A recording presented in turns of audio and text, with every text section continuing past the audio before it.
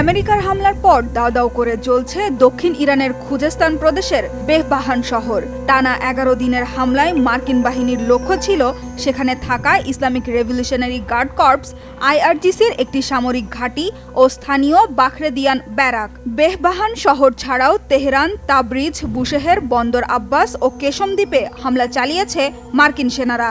মার্কিন central command CENTCOM জানিয়েছে, ইরানের সামরিক বিমান হ্যাঙ্গার, ড্রোন স্টোরেজ সুবিধা ও সামরিক অবকাঠামো সম্পূর্ণ গুঁড়িয়ে দেওয়ার উদ্দেশ্যে টানা ১ ঘণ্টারও বেশি সময় ধরে হামলা চালানো হয়েছে। এছাড়া যুদ্ধ শুরুর পর এই প্রথমবারের মতো নির্দিষ্ট করে ইরানের অন্যতম প্রধান ইউরেনিয়াম পারমাণবিক কেন্দ্র নাতানজের কাছে অবস্থিত সন্দেহভাজন ভূগর্ভস্থ পারমাণবিক স্থাপনা পিক্যাক্স মাউন্টেনে খুব শিগগিরই হামলা চালানোর হুমকি দিয়েছেন খোদ মার্কিন প্রেসিডেন্ট ডোনাল্ড ট্রাম্প। ইরানের পারমাণবিক স্থাপনায় হামলা হলে গোটা অঞ্চলেই ভয়াবহ যুদ্ধ ছড়িয়ে পড়বে বলে সতর্ক করেছে তেহরান।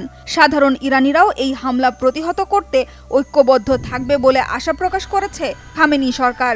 মধ্যপ্রাচ্যে থাকা মার্কিন স্থাপনার পাশাপাশি আমেরিকার মিত্র দেশগুলোও রেহাই পাবে না বলে হুমকি দিয়েছে ইরানের বিপ্লবী বাহিনী আইআরজিসি। এরই মধ্যে মার্কিন হামলার জবাবে মধ্যপ্রাচ্যে থাকা মার্কিন ঘাঁটিগুলোতে ইরানের ধারাবাহিক ক্ষেপণাস্ত্র ও ড্রোন হামলায় বেড়েছে ক্ষয়ক্ষতির পরিমাণ ও সেনা হতাহতের সংখ্যাও।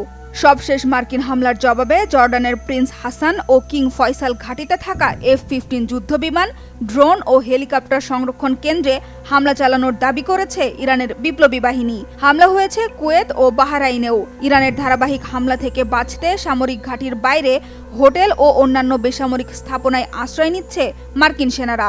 তবে সেখানেও রেহাই নেই।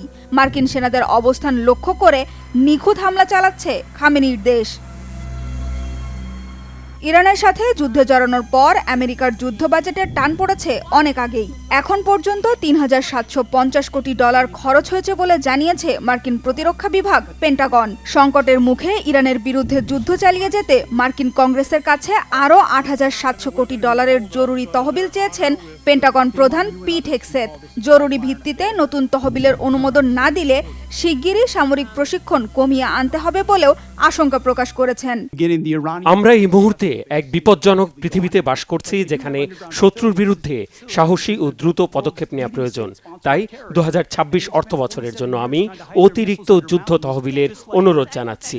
এই অনুরোধটি প্রতিরক্ষা বিভাগের প্রয়োজনীয় সম্পদের যোগানের জন্য অত্যন্ত জরুরি। প্রেসিডেন্ট ট্রাম্প আগামী অর্থ বছর থেকে যুদ্ধ বাজেটের পরিমাণ $1,50,000 কোটি চাইছেন এবং দেশকে রক্ষা করার জন্য আমাদেরও তাই প্রয়োজন।